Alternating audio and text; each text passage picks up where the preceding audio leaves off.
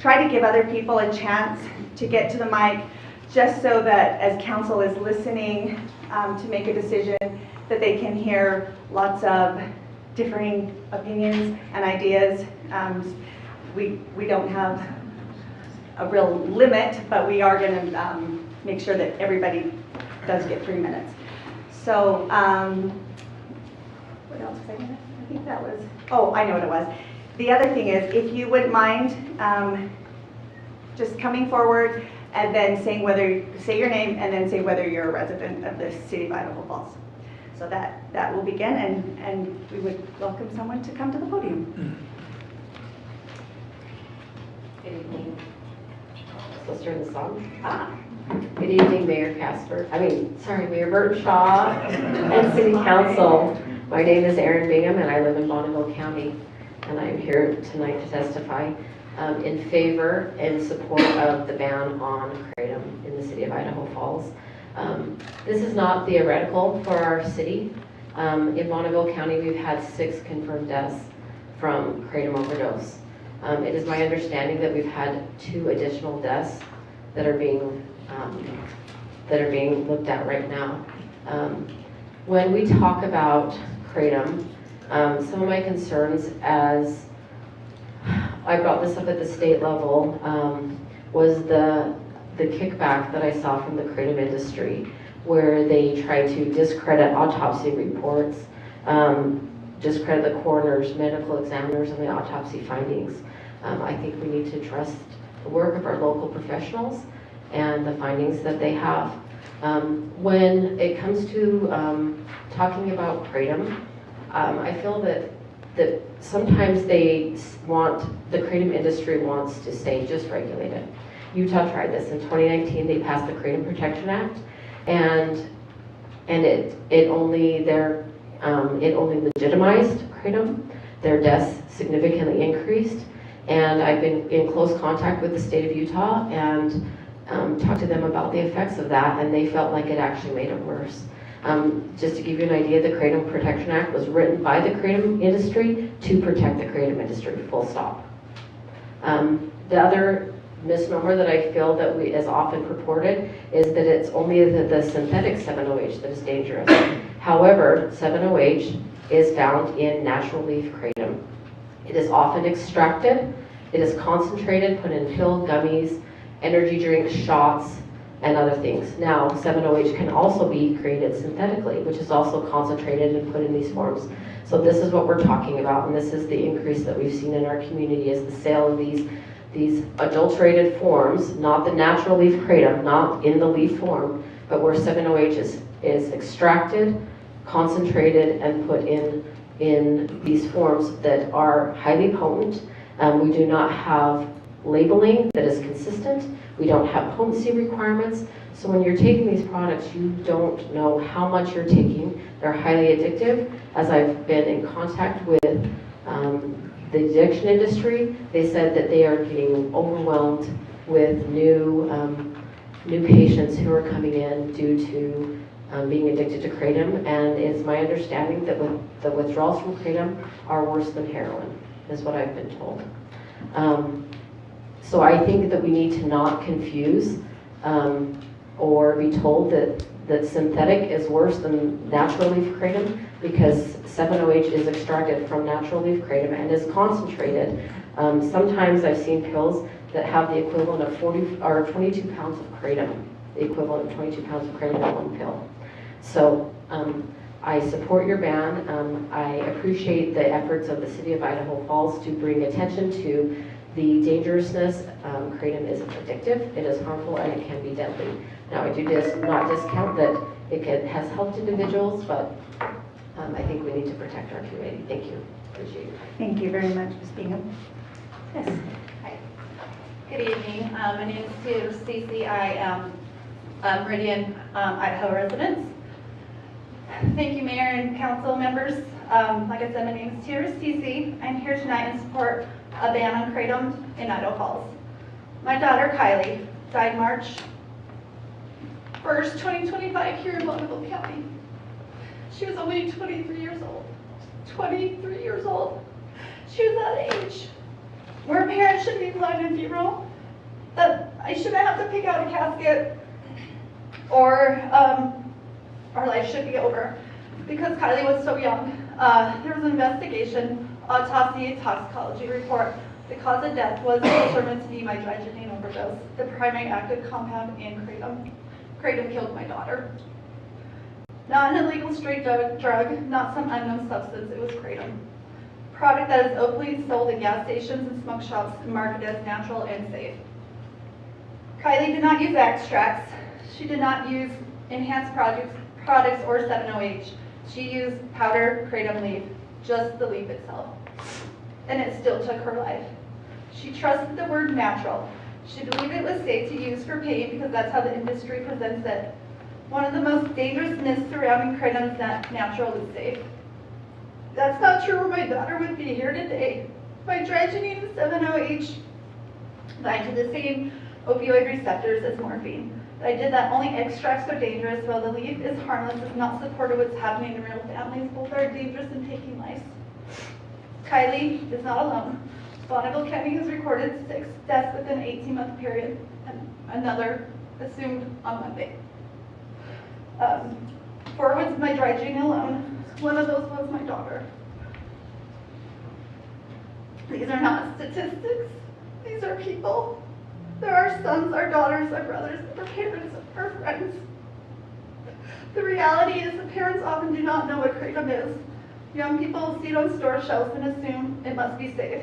The reality does not match the marketing. I know bans are not an easy decision, but I know what it feels like to stand in my daughter's empty bedroom and wonder how something sold as natural took her life.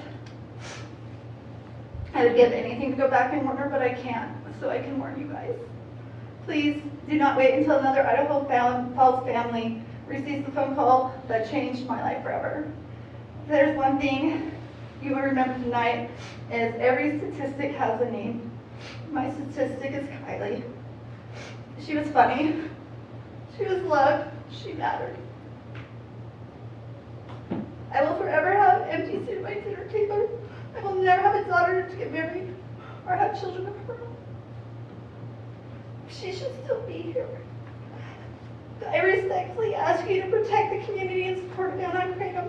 Trust what your local officials are saying and listen to them because they see it firsthand.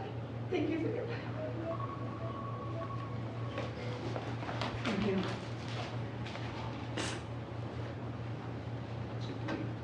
Good evening, Mayor, City Council. My name is Christopher Diotis. I'm here representing myself. I'm from Meridian, Idaho. Full transparency, I'm the founder of an online kratom company. Mr. Stuchios, I'm so sorry, but I'm sorry about that, Kylie. We offer the same exact natural product that I credit with saving my life. I'm here tonight because my quality of life depends on plain leaf kratom remaining available. There are so many others just like me, many who are fully disabled and can't be here tonight. We are fighting for our quality of life. And for some of us, this really is life or no life. I have a recurring back injury, and it goes like this every time. For 2 or 3 days, I will be in serious pain. I will not be able to tie my shoes. I will not be able to help my wife with our 5-year-old and 2-year-old. It will take me 30 minutes just to get out of bed. I won't sit down for the rest of the day because I won't be able to stand up. That'll last for 2 or 3 days, and this is with using kratom. Without it, when this back injury flares up, I can barely move. It is totally incapacitating for that time. But with kratom, I can at least function. But I'm one of the lucky ones. I'm not in pain every day. But for others, this is life or death. They are in excruciating pain every day, and it does not stop. They use natural leaf kratom because they want to function. They want to work and not be at home on disability. They don't want to be in a bed or a wheelchair if they don't have to be, and they don't want to take prescription drugs. Natural kratom works for them, and like my back injury, kratom takes their pain from about an 8 or a 9 to about a 3 or a 4. It makes life tolerable. And these are the people we serve in the online world, not part of the smoke shop world. These are the people texting me because they know I'm here tonight to speak to you all. And these are the people that you all got emails from. These are the people who are fighting for kratom because their quality of life truly depends on it. So in closing, I would respectfully ask the council to examine this issue a bit further. Allow subject matter experts to testify. There was a professor from the University of Connecticut and the former FDA Deputy Director of Dietary Supplements willing to present to Idaho Falls last Monday. I fully agree with law enforcement, the majority of you guys up there, that we need to get the dangerous stuff out of the communities, but it's just not all the same. And I think that is my message. So many of us use and rely on the natural leaf to live our lives. Thank you for your consideration. Idaho Falls is a beautiful place, so thank you for having me. Would you mind just saying your name? I didn't catch it. Christopher Diotis. Diotis, okay, thank you. I'm Mr. happy to Diotis. field any questions from you guys. I know I'm busy. No, it was just public testimony, but I didn't quite catch it. So Absolutely. thank you very much, Mr. Diotis.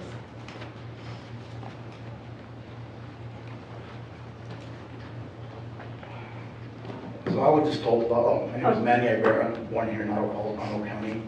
I was just, told about this and I figured I'd come. The person that died Monday was my son's grandma, Allison Licken. So, I've heard good things about kratom, I've heard bad things. I've tried it myself, it just wasn't for me. And with the gentleman just speaking right now, I do understand there might be some good kratom out there, but right now there's just so many deaths and it's leading to bad stuff. So I'm kind of wary of what side to take on the kratom. I just know that it needs to be investigated more as it is taking people's lives. 2 weeks ago, she went to take care of somebody's dog with her friend, and her friend went in. She came out and she was just slumped over the her steering wheel, and they tried to revive her, shake her around. They came over, she's been dead for 10 minutes, just slumped over. And so they tried to, bring her back to life so she hadn't been in a coma. So she's like that for a while. They ended up doing MRIs and other stuff on her and declared she was 90% brain dead. Well, next morning, she had a little bit of brain activity, we got her hopes up, and fortunately, this past Monday, we unplugged her at 11 in the morning, and she was a fighter. She didn't want to let go, and so at 10:13 at night, that's when she passed. So I'm just here to let people know that I think there's a lot of concerns in everything, and we should be open-minded about this rather than saying, oh, it's all bad. But in this case, I'm not sure where she got it from or where she purchased it at, but I know there's some bad places out there, and we need to look into that. Thank you. Thank you. Just 2 weeks ago? How can they even come to that conclusion? Yeah. Good evening, members of council. My name is Finn Garian. I'm a resident, and I want to give a comment on the flock camera system deployed throughout our city. I want to thank council members Radford, Francis, and Larson for taking their time to meet with me. And I also want to thank Mayor Burtenshaw for opening a channel for me to talk with Chief Johnson, who I also Did he? So he said it was in her system. I don't know if he said that, but I like how he was not on either side, Yeah, yeah. CEO Garrett Langley. I and anyone who opposes these cameras is a terrorist who wants to defund the police, weaken public safety, and lawlessness. This is only the public comment period. I'm gonna end the live and do a part 2 because we're way down on the agenda. I've never been arrested or So, pulled over, yet I am captured if we and abruptly, interrogated well, I'll whenever I want to go to church explain it or before I get visit off. my parents in Shelby.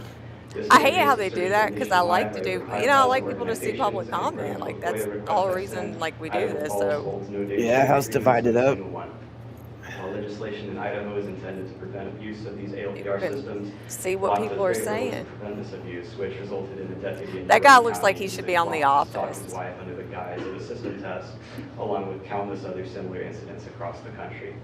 According to public search audits compiled by haveibeenflocked.com, some of the organizations IFPD shares data with have performed about 61 immigration searches on behalf of ICE between September, when the cameras were installed, and January of this year.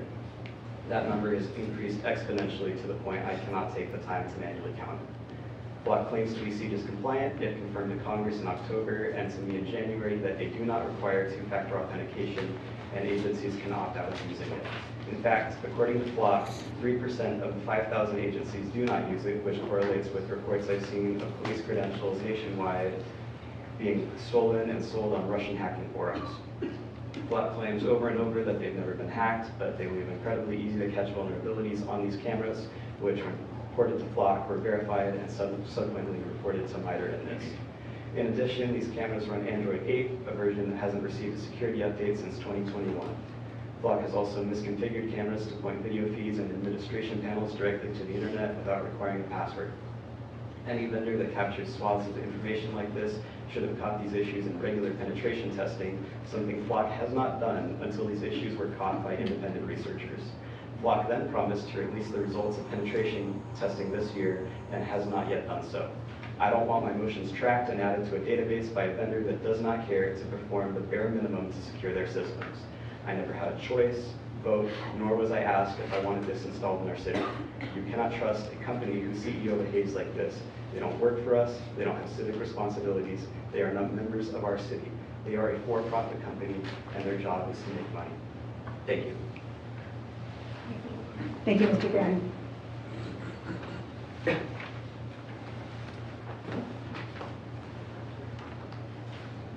Mayor Burdenshaw, council members, my name is Dan Guerin. I'm not a resident, but I live pretty close. I'm up here all the time visiting family, shopping in your stores, eating in your restaurants. It's a nice town. I know there's not an agenda item on Flock tonight, which is the surveillance system currently deployed through the city, but I wanted to take a minute and give you my thoughts on the program, as you have had conversations about Flock in recent months. Flock being the brand of automated license plate readers used here in town. I was unaware of what Flock was until a few months ago when my son told me about them. I started doing some research on my own, trying to learn a little bit about it. I suspect most of your residents have no idea what Flock is, or even that it's deployed in the town. I've got two main issues with Flock. First, there's many documented concerns raised by security researchers and privacy advocates regarding data security, unauthorized access, and the potential misuse of information collected by these systems, which puts data collected by Flock at risk. The second issue I've got is the lack of public discord that, to my knowledge, didn't happen before these cameras were put up through town. The public never got a chance to provide their thoughts on if they were willing to give up the ability to walk or to drive down the street without their movement patterns being surveilled or recruited or recorded. It's not just license plates, it's everything about your car. It's the dents and dings in your car, it's the bumper stickers you have on there. It's all going into a database that thousands of agencies nationwide have access to. And anybody who takes advantage of the security vulnerabilities that Finn mentioned. So I've got two asks of you tonight. Have that conversation with your citizens and ask them what level of surveillance they're willing to accept, what safeguards should exist, and who should decide those limits. If the community decides this technology should continue to be used, then rigorous policies, audits, and oversights should be implemented. I'm not asking you to remove these cameras tonight.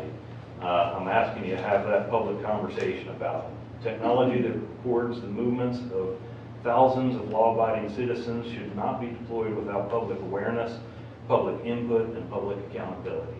Thank you for your time. Thank you, Mr. Guerin.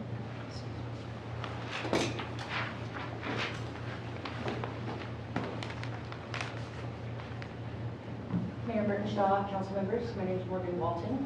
I want to thank you for the time and opportunity to speak today. I would like to start by saying that I am against any sort of ban on natural kratom. I personally use kratom, and it has genuinely helped my life. For me, it's a tool. It's not an everyday thing, but I can lean on it to improve my focus, energy, and even recovery. It is a natural plant that has been used for centuries, and it has generally helped those who use it responsibly. I do believe that 7-OH is the real issue, and that should be the focus to ban. I have personally witnessed how beneficial this plant is, from seeing some of my family members with discomfort to some of my friends that want to focus better. It truly helps in the most natural way, and that I believe in regulation over prohibition. Thank you for your time today, and I would like to ask that you oppose this ban. Ms. Long, will you state whether you're a resident? Oh, Meridian, Idaho. Okay, thank you very much. Nice. Hell yeah. Good evening, Mayor and I think there's a Flock camera ordinance. and I'm a resident of Pocatello. My niece died in Idaho Falls from kratom. Sorry.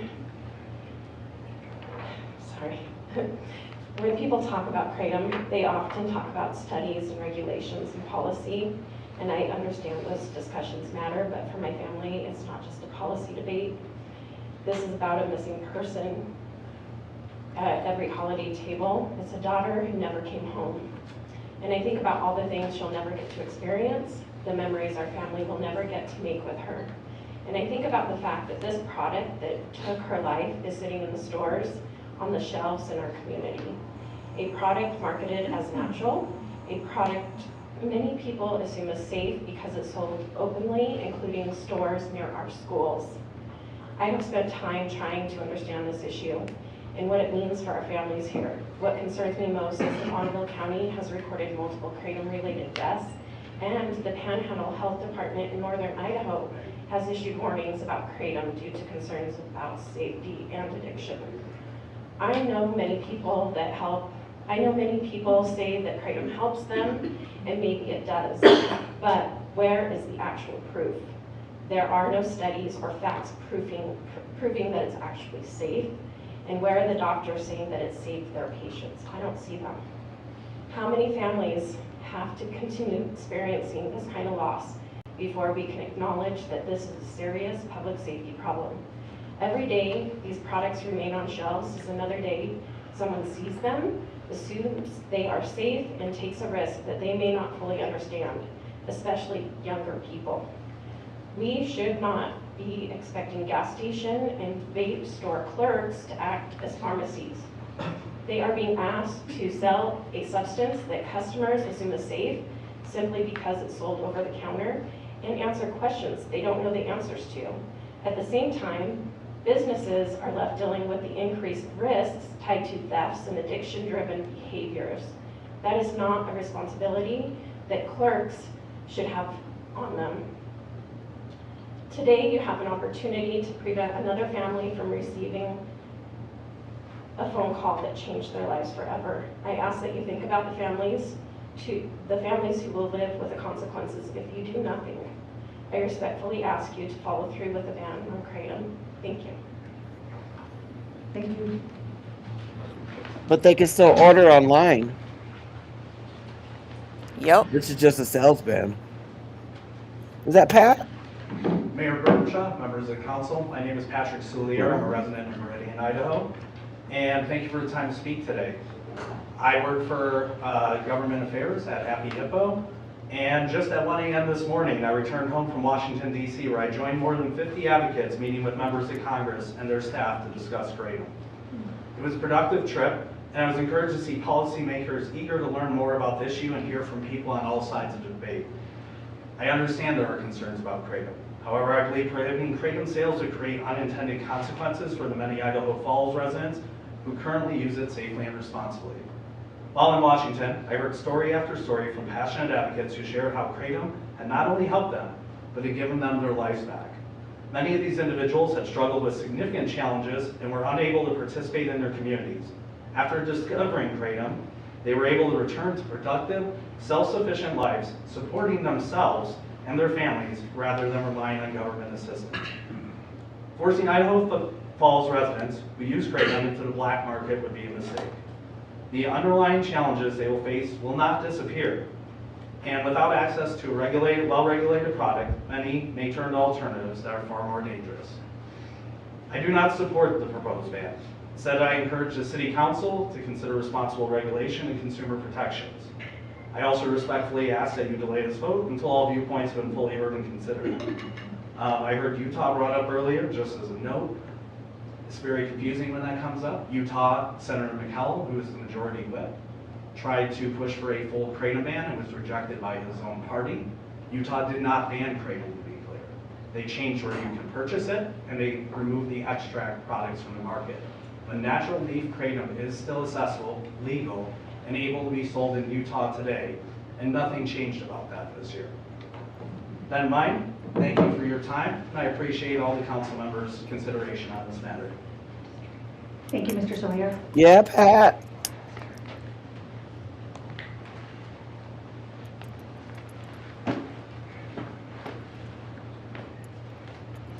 Hello, Pat. Mayor and Council.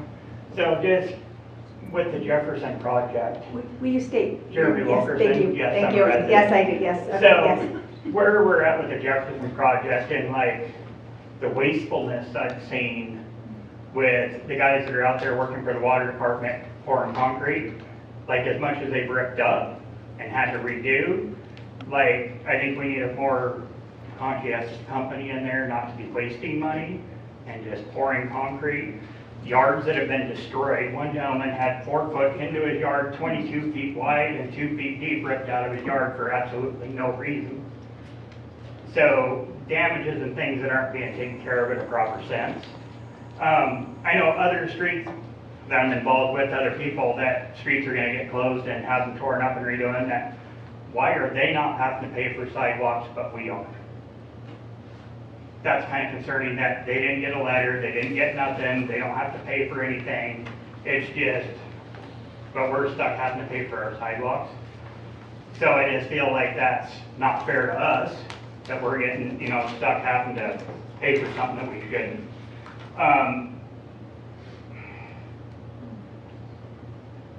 The speeding on our road over on Jefferson has been ridiculous. Like, I've had a Camaro that goes up and down our street, upwards of 80 miles an hour. I've called and asked if we can get signs out, do something, but I feel like we're getting no progress on that. Even if there's extra stop signs put in the street to slow people down, and I just get told we can't do that. But there needs to be something done before a kid gets hit, because they're coming by A.H. Bush School, ripping around that corner, coming right down Jefferson like a speedway. So even with all the construction, people's had cars knocked windows out of their cars, going speeding down the road with rocks. These are concerns I'd like to see something happen with, and wondering if there's any relief to us paying for sidewalks and stuff that we're getting stuck to do. Thank you. I know that you and I have spoken, and remind me your name again? Jeremy. Jeremy, and Director Canfield is here to have that conversation with you today before. So please, this isn't, we don't have back and forth right now, Jeremy, so I just want to make sure that you understand that, and that Director Canfield is here. It is my understanding that they have been reaching out to all of the residents on Jefferson who do have that sidewalk issue, so please, he is here to address your concerns. Okay, will do. Thank you very much. Yep.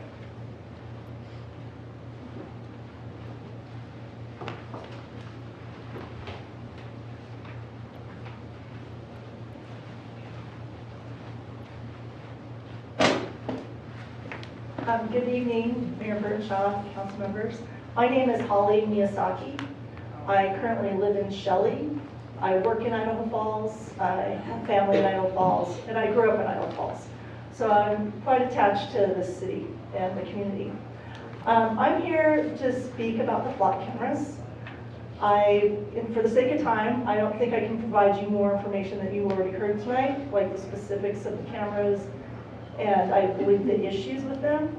I'll just say, for me, in a simple-minded way, they just amount to spyware. And I think I would encourage the council and you, Mayor Burnshaw, to provide a transparent process to educate the public about what these are, where they are, why you've agreed to install them and pay for them, and then allow them to weigh in with an educated voice. Let them tell you if they agree to this, I guess, image mining, the videos, the storage, and what's happening to this information on the back end, which I think in many ways nobody really knows. So I'll end it with that. One more time, just a transparent process for the public. Thank you for your time, and I appreciate the opportunity to speak to you tonight. Thank you, Ms. Miyazaki. Yeah, Mike, and then they, just public policy laws are passed for tears. Hey, everyone. Mayor, members of the City Council, thank you for your time today. My name is Brian McKellar. I'm a lifelong Idaho Falls resident. I live in Bonneville County. I'm someone who recently ran for Idaho House District 32B.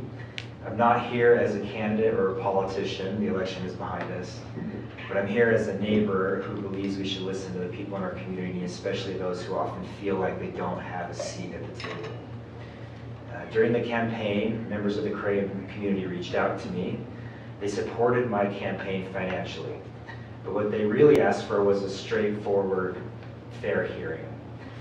They explained that they are actively trying to address the problems, the synthetic, highly concentrated versions of Kratom that are causing real harm, while supporting common sense rules like age 21 up, quality standards, and proper labeling.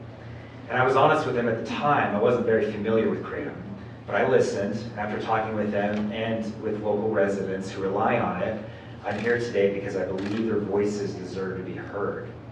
Many people in our community report that traditional Kratom helps them in meaningful ways. Some use it to manage chronic pain that makes daily work or family life difficult. Others find it eases anxiety or depression. These aren't abstract stories from somewhere else. They're neighbors here in Bonneville County. Regular people who say the supplement helps them function and manage their lives better. Importantly, the responsible voices in this space are not asking for a free-for-all. They want to work with policymakers to ban or strictly regulate the dangerous synthetic compounds and high-potency extracts. They're offering to be part of the solution, not the problem. Yet many of the local residents who use traditional, responsibly sourced Kratom are afraid to stand up and speak here today. They worry about judgment or being labeled. They're not lobbyists, they're not professional advocates. They're quiet folks who just want to keep doing what helps them. So I'm here as one voice standing in for them, the little guy who doesn't usually get heard in rooms like this. I urge you not to fall into all or nothing thinking. A complete ban on every form of Kratom might feel like the simplest path, but it risks punishing responsible adults' use along with the dangerous products. It could push toward unregulated sources or leave them without an option that for them has been genuinely helpful. We can draw a clear line, target synthetics and bad actors while allowing properly regulated traditional leaf products for adults. That's exactly the approach the good faith players are willing to partner on. I do want to say publicly that I'm impressed by this council's decision to table this decision until after the election. That showed real wisdom.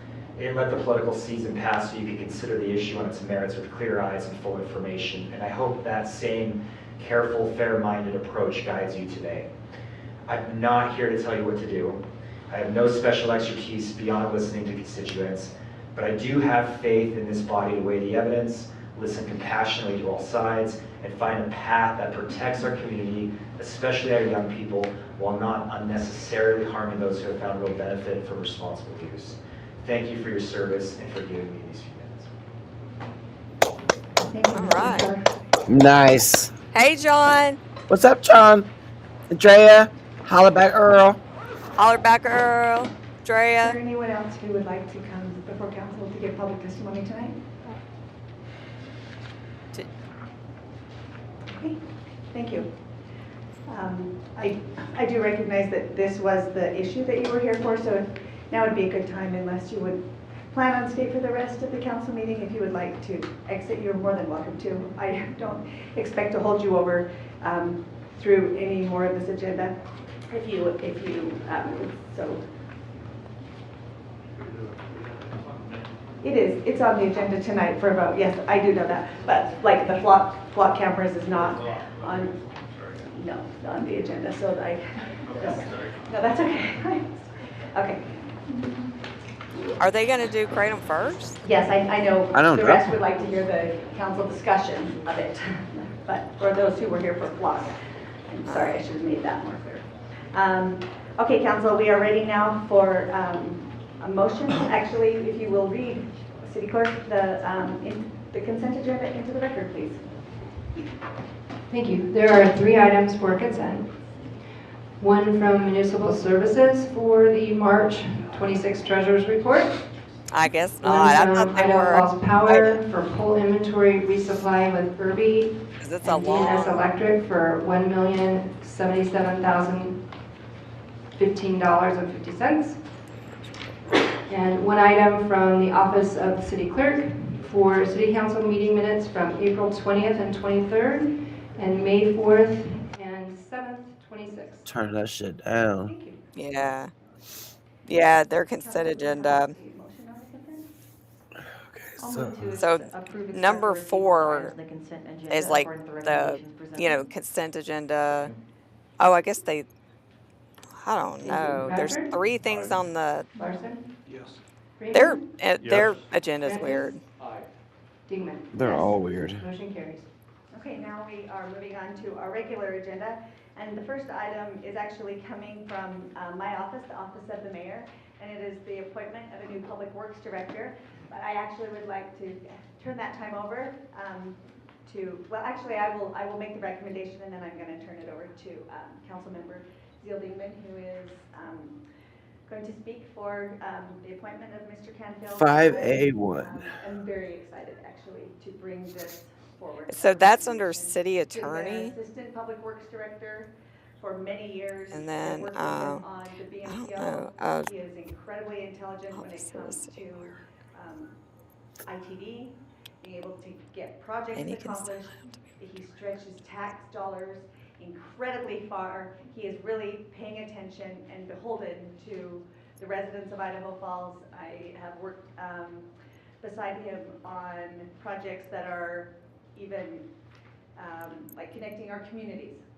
That it's like there's a missing piece of sidewalk, and he will be near the schools and say this sidewalk needs to be finished, and trail system. He is just very intelligent when it comes to public works, and I am excited, council. She said they were on the regular agenda.